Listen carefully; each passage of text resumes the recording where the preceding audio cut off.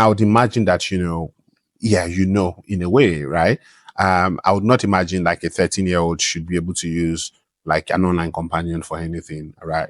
I would imagine that, organizations that are also like building solutions like this should, and I'm speaking more to the regulatory component because I personally believe that, this should not be happening, Okay. right?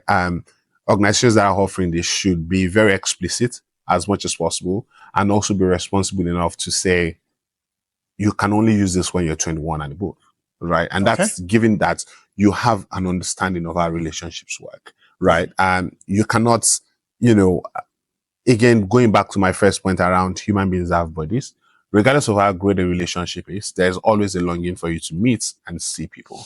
Yeah. And your AI doesn't fulfill that. Even if you have like an humanoid, right? It still doesn't give you physical It connections. still doesn't offer that physical connection. It still doesn't offer that you see me,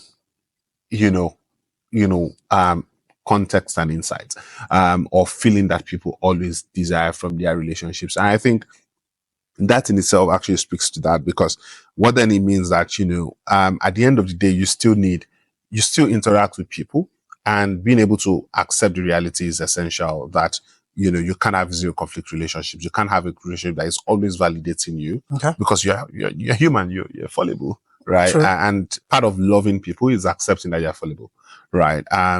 So I think that's it. Okay.